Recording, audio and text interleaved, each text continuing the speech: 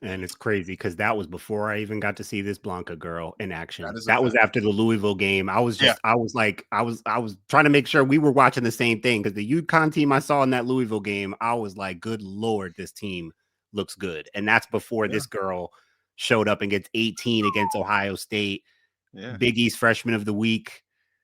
There's something going on here I with this told you, young bro, when lady. you There's sent me the something going highlight on clip, here. when you sent me the highlight from YouTube or from Twitter from Women's Hoops Network, and the first clip was her just bringing the ball right at the floor, going right to the cup, I legitimately, I paused the video, started over. Because I thought I was watching clips of Sarah Strong. Because I've seen Sarah Right. Strong do that so many times. I'm like, Exactly. no, Right. this isn't Sarah Strong. Yeah. Bro, she's different. So there are a lot of different layers here to unpack about whether or not this is another dynasty brewing. I don't think Yeah. Martin's going to like my answer to start, but I'll Hmm. let you jump in because I know you really want to talk about Blanca and just kind of the others on this roster not named Sarah Strong and Azzi Fudd. So let's start there. I'm actually going to start with giving us a little bit of context as to this dynasty concept. Sure. For anyone who has come up watching women's basketball like I have two sisters who played at Rutgers for the Hall of Fame coach C. Vivian Stringer. They were in the old Big East and the old Rutgers UConn women's basketball battles. If you know, you know, those things were classics, legendary. At the Rack in New Brunswick, now it's Jersey Mike's Arena. We don't know nothing about Jersey Mike's Arena. That's the Rack. That is the Lewis Brown Athletic Center. That is the Rack. That is how we will always remember it. But yeah, so someone like me, I'm 36 years old. Marcus is 20. What are you, 22 or 23 now? 22. 22, right? 22. So I came up around women's basketball a little longer than he has, but I was up close and personal with, like, Marcus. I was at the Rack when Taurasi and Sue Bird came walking in, and the Rack would be sold out. When UConn came to town, it was a big game. It's UConn, but like most of the time we didn't really. I mean, we would compete, but like it was UConn. These were during the formative years of like. And I almost feel like, Marcus, this is where women's basketball might have taken a hit. It used to be kind of a dialogue at the time where UConn was so dominant that it felt like people weren't that interested in women's college basketball because it was just known that UConn Because they knew what the outcome was going to be. they blew Marcus. They would blow out the good teams. They would blow out the other. It was during that time, that era, like from 2000 to like 2016, bro. I'm telling you, it was just you. If you heard women's college basketball, you just assumed UConn won it. If you just because that's how serious it was. And so when we say another dynasty, and I know people who know and follow women's college basketball, people like Nick Andre in the comments, if he's still here, they know full well about the previous dynasties of UConn women's basketball. But I just wanted to add a little context. In Sure. the last 25 years, since the year 2000, UConn has 11 out of the 25 national championships. What's interesting is Well, right. since the year 2000, I Oh, literally physically counted. They have 11 okay. out of the last 25 national championships. So the last 25 years, 2000, it's 2025, they have 11. 10 of those came in the first 16 years between 2000 and 2016, which is crazy because the one they got last year, right? They hadn't won since 2016. Mm-hmm. Now, those 10 between 2000 and 2016, that whole run was basically a dynasty for them. Because Mm-hmm. from 2000 to 2004, they won 4 out of the first 5. Notre Dame crept in there and won in 2001, I believe it was. UConn wins 4 of the first 5. Then they win back to back in 2009 and 2010. And then they won 4 in a row, the Stewie era, 2013 to 2016. So we're talking like when we talk the UConn dynasty, they were winning multiple national championships in a row, winning 4 out of 5, winning back to back. That's we got accustomed to that. Now from 2016 to 2025, they hadn't won, and we're kind of in this parity era. We've had Baylor slip in, and South Carolina came in and became more of a power, right? LSU crept in there. Like there's been different teams, and now it feels like UConn is back on top. So I just wanted to add that color and context to the fact that like now my big takeaway, and I do want to talk Blanca because I think that's a huge story with this team now for this season and going forward.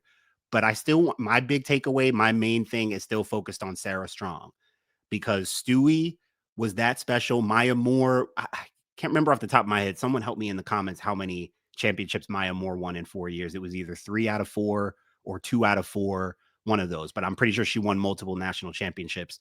Sarah Strong, I'm here to tell you, this girl is so good and so much better, it seems, than everyone else. She's 1-for-1, Marcus. What if she's the next dynasty? It's not just the UConn dynasty. It's the Sarah Strong dynasty. She is that good. And if they're pulling out 19-year-olds from Ecuador like Blanca Quinones, and the UConn brand it's not going anywhere, they're going to keep getting recruits. Players still want to play there. The brand is still intact. They're still riding high off the Paige aura. They're going to ride high off the Azzi aura even after she's gone. UConn's brand is well intact. Man, Sarah Strong might be set up to lead another dynasty for UConn, mainly because of her. She's that good. She's going to be the best player going forward. And if they're pulling girls at the woodwork and through the transfer, with the transfer portal, Geno is back. Geno might be back. It might be another dynasty era. Jeremy said Maya won back-to-back with Tina Charles. Back-to-back. Tina Charles. Thank you, Jeremy. Appreciate you. So the answer to my question on Threads, I wanted someone from Threads to tell me the last team to win back-to-back championships. It was the UConn Huskies from 2013 to 2016. So, yeah. And what's crazy about that is, as Martin and I were prepping for the show, we went back and we talked about it, and we realized that they lost 4 games in 5 years. It was insane. And it reminded me that that's why it was such a big deal when South Carolina won their championship in 2024, undefeated, because that was the first undefeated team to win a championship since UConn did it. And they did it like 2 or 3 times in that 4 years. It's ridiculous. So the question is there another dynasty brewing? And I feel like this is where, I think it's a big one, but I feel like this is where the difference in age is going to show a bit for Martin and I, because I think Martin's crop of sports fans has a different definition of a dynasty than my crop of sports fans. And that is probably because in my lifetime, 22 years I've been alive, there's not been many dynasties. And the dynasties that have existed over an extended period of time. I'm not talking, and by extended period of time, I don't mean the Warriors dynasty. I don't even mean, I know Nick Wright loves to say that LeBron James himself is a dynasty because of what he was doing individually. I mean, like, okay, let's think about this for just a second. You said they won 10 championships in, what was it, 16 years, but they have 11 of 25. So in 25 years, you won 11 championships. Yeah, and I think 12 is the total. I think they have 12 total, and that's the record. They have 12 total. Yeah, I'm pretty sure 12 is the total amount of national championships they have. So they've won 11 of 25 since 2000. If you are not a math nerd, they've won 44% of the national champions that have been contested since 2000. And technically, it's a little bit higher than that because there was a national championship in 2020. So it's really 11 of 24. So it's a little bit higher than that, but almost 50%. When we think about sustained success over an extended period of time, this is why I don't think another dynasty is brewing. Okay. I think this is just the next chapter in the UConn dynasty. UConn has owned women's basketball for as long as I've been alive. I tell you this story all the time. There are 2 reasons why I am a women's basketball fan. The first reason is because of A'ja Wilson. But the reason why I am an A'ja Wilson fan is because UConn was winning so much. And I was surrounded by so many UConn fans in my middle and early high school years that I didn't want to be a UConn fan. I thought it was boring. I didn't want to be a UConn fan. I wanted to be a fan of someone else. And lo and behold, I happened to turn on a basketball game, and I'm watching A'ja Wilson play basketball out there with Dawn Staley, and I fell in love. That's when I became a women's basketball fan, was in high school, with freshman, sophomore year of high school. But over that stretch of time, think about the number of sports teams. Let's just take it out of women's basketball. The number of sports teams, period, that have had sustained success over 2 decades. We're talking about the Patriots with Tom Brady winning 6 championships in 20 years. We're talking about the San Antonio Spurs winning 5 championships under Pop. We're talking about the U.S. women's national soccer team dominating the way that they've dominated. We're talking about Alabama under Nick Saban. Every single recruiting class under Nick Saban won themselves a championship from the time he got to Alabama to the time he retired.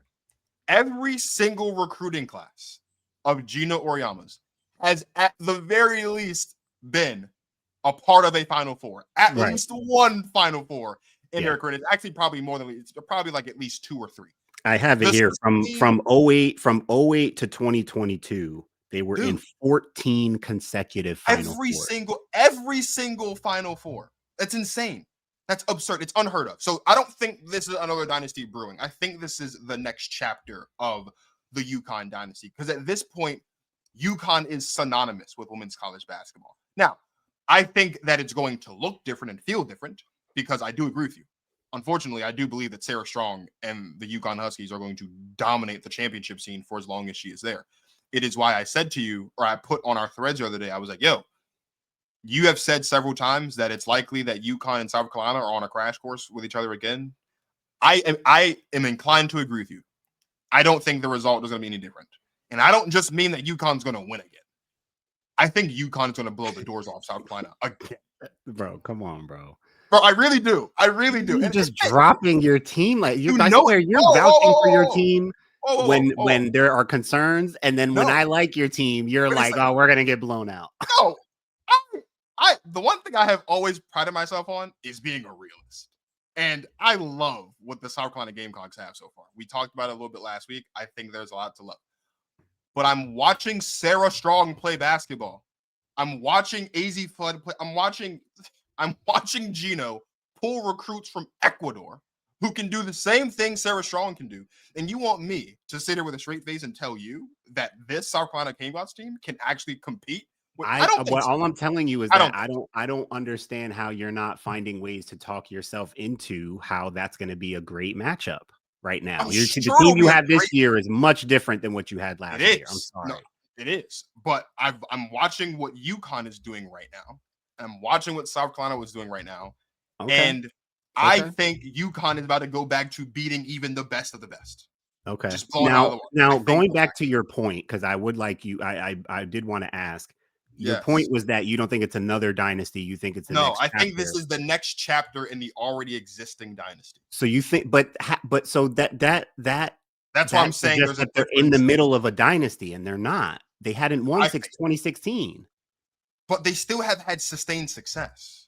Okay, so that's what you're saying. So, for example, the Patriots only won 6 Super Bowls in 20 years, but they were in a dozen AFC Championship games, and they played in 9 Super Bowls in that stretch of time. So like they weren't winning, but they were one of the last 4 or the last 2 teams left standing. And you knew going into every season, unless Tom Brady got hurt or something else wacky happened, they were going to be competing for a championship. Like, yeah, UConn hasn't, but we have to remember, yeah, UConn didn't win a championship until before this one since 2016. But UConn played South Carolina in 2021 when South Carolina, or 2023 when they won that. So it's like, it's not like they weren't getting back. They just ran into South Carolina and lost. So like there's that component of it as well. The sustained success overall, UConn has been the standard bearer of women's basketball. It goes beyond just the winning of the championship. It goes back to what I said earlier. When you think about it, the who's who of anybody who is anybody in women's basketball, if you are a new women's basketball fan, if you look up anybody who is anybody and look up where they went to college, there's a strong chance they went to UConn, which means there's a strong chance they're a multiple-time national champion. There's a strong chance they're a part of all that has been Geno Auriemma's life's work and commitment to women's basketball. So when I say this is a dynasty continued, it's about the championships. It's about the consistent excellence. It's about. So in your mind, they've been a dynasty since 2000, even before 2000, even. I think you think we're just you equate women's college basketball for the last 25 plus years as UConn dynasty. Like the last 25 years has been the UConn dynasty. I think there are pockets of time in there, right, where we looked at it and was like, well, maybe it's not, right? Like Tennessee went back to back in there at some point. South Carolina has been on a bit of a run in there somewhere. Baylor has won a couple as well. So like you can look at it and go like, oh, well, maybe we're going to see something else. But I think all in all, like the story of women's basketball, it's all over the last 25 years. It is all rooted and connected in some way to UConn. It is. It goes through UConn. That's why I said earlier, I feel like this is an interesting exploration in like our differences as just far as like age, because again, in my lifetime, we've witnessed the Pats dominate the NFL for 20 years. We witnessed, this was a little bit before my lifetime, but like the Spurs did it for 20 years. Nick Saban did it with Alabama. Like the U.S. women's net basketball team, the soccer team, like it's just sustained success over this period of time. If you just go back to the roots, you go Sue Bird, Diana Taurasi, like whoever, in some way, shape, or form, it goes back to UConn. Even when UConn wasn't winning national championships, they were still one of the best teams in the country, right? Like that's the other thing too. It's not like they weren't winning national championships because they just completely fell off a cliff and had to rebuild. Like Paige got hurt, missed time. Azzi got hurt, missed time. But even without that, they were still being competitive and still being like at the top. Like how many times has UConn not been at the top or towards the top over the last? No, I get that. But it's like if you won the national championship and you're not UConn, you're not going to say you're in the UConn dynasty era. And even right now, people are saying the only team that can say that. The only team that can say that really is South Carolina, though. That's what I'm saying. LSU, Baylor, every team that won since 2016. I mean, I know South Carolina's won a few, but like any team that's won since 2016. I mean, in like a dynasty, like if we're saying like it's no longer the South Carolina dynasty because it's ours. Like that's kind of what I mean. You know what I mean? Like it's like listen, South Carolina has had the dynasty like up until this year. When they lost to UConn, we were in the South Carolina like dynasty. They were what 3 out of the last 4 or 5. Like I would be more inclined to say that we're still in the South Carolina dynasty if South Carolina won the national championship this season. I think that's fair, but like we were in it right before they lost or whatever. Before like we were in it, we were in it. Like that they were coming off an undefeated season. Winning the national championship. But I think compared to just the bigger picture sustained success over this period of time, I think to me, South Carolina's dynasty, like that was a dynasty run. By what we define as a dynasty now, that was a dynastic run for South Carolina. I don't think it's over. I mean, they could win this season. Right. So like it's not that it's over. Yeah. But all I'm saying is like in the bigger picture. So for example, so back to the Sarah Strong thing. Let's say that does happen. Let's say Sarah Strong does win the next 4, right? Mm-hmm. Then that South Carolina thing just becomes like a brief intermission in the overall, because South Carolina is the only team to have to but that's all I'm saying. That's what we're saying. Another dynasty. But I think the other reason why I'm saying South Carolina has a stronger case to that, to like say other teams, is because South Carolina beat UConn to win a championship at some point. So like I think that's a part of it as well. Like these other teams, as far as I know, I know for a fact, none of the other teams beat UConn to win a championship. Like that's the other component of it as well. For me, anyway. I'm not saying I'm not saying any other team has had a dynasty other than South Carolina. I'm just saying when LSU won in 2023, it was not the UConn dynasty anymore. We had been out of the UConn dynasty for years since they last won in 2016. And I get your point about like sustained success and still being in the Final Four or still playing in the national championship. But it feels more like the dynasty when you're in it. Like right now, people had the takes about the Chiefs, like the Chiefs dynasty is over. They're only saying that because they're saying they don't think they're going to win it this year, or they might not even make the Super Bowl this year. So they're saying like, okay, the dynasty is over. The run is over for now, like it's over for now. It may start up again or something. And that's my argument here, is that the UConn dynasty has not been what it was from what I started out by saying from 2000 to 2016, as far as winning. And I think you did make a good point in our difference in definition, because to me, the dynasty is winning the championship, multiple championships, right? Yeah. 2 back-to-back, or 3 out of 4, or 3 out of 5. That's dynasty. Let's say, for example, just for argument's sake, UConn won last year. Let's say Sarah Strong has this year, next year, and the year after that, so 3 more. Mm-hmm. Let's just say UConn and South Carolina make national championships until Sarah Strong retires. How does that become characterized? Is that still characterized as South Carolina's dynasty, even though UConn won? Say that one more time. What happens when they play? That Sarah Strong beats them every time? So let's say, no. So we're saying, because earlier we had said it's possible that Sarah Strong can win every single national championship for the rest of her career. Right. This one, next year, and the year after. Right. And if you're saying that we're currently in the South Carolina dynasty, even though or maybe No, we are. Maybe I'm saying no. are What you did I saying say? we were in the We South were Carolina in this. Dynasty Yeah, we before? were So in it right before they right. just lost this year. So UConn won last year. Let's say South Carolina wins this year. UConn wins 27. South Carolina wins 28. Right. So UConn has Sorry, 2 you champions. got. Hold on, do it one more time. Who wins this? Who wins this year? Let's say South Carolina wins the national championship this season. Okay.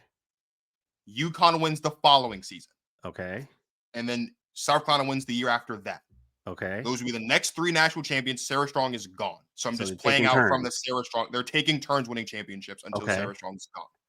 How then is the time from South Carolina's first national championship to 3 years from now, assuming they've won 2 more championships? How then is that characterized? Neither one Is will that be a still dynasty. so? It's Neither not one. so, okay. So you're just Or saying maybe that they both are, or maybe they both are, but it's either So- neither of them are or they both are. So you're saying that you just, for lack of a better term, the statute of limitations on UConn's previous dynasty that last won a championship in 2016 expired. Essentially. It's almost 10 years ago.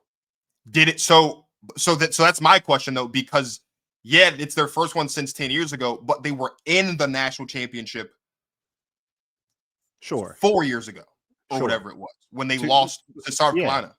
Yeah. So that's why I'm saying I feel like And they've there's been in the argument that Final maybe Four. They were in, they were in the Yeah. Final Four, I think 2 years ago. I mean, Right. So that's why I'm saying that's why I'm saying like maybe it is possible to stretch it because they didn't win one for 10 years, but they competed for one. Like they were in the national championship game and they lost. I feel you on that, but like Marcus, it's just not the same. It's not the same as what we described in terms of what I started by telling you about, where people wouldn't even watch women's college basketball games because they knew UConn was going to win. They were that much better than everyone else. Yeah. So I'm not saying they're only in their dynasty mode when they're that much better than everyone else. I'm just saying we've been in UConn dynasty eras when it's just felt like they were that much better and they were just winning everything. And if we're comparing, like, that's not what was happening from 2016 up until this year. Yeah. So it hasn't felt like, yeah, UConn is still the biggest brand. They're the Lakers, they're the Cowboys, they're that of the women's college basketball, whether they're winning the national championship or not.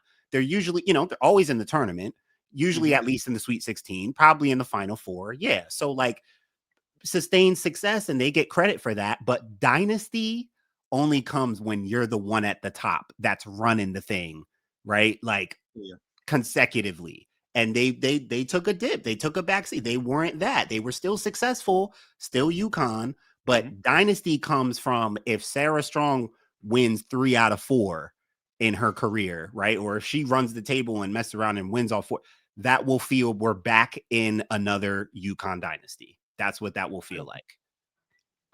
Jay says a dynasty is winning at least 3 natties within a 5-year period with a repeat included within that time. Come on, give me a repeat back to back. I need that.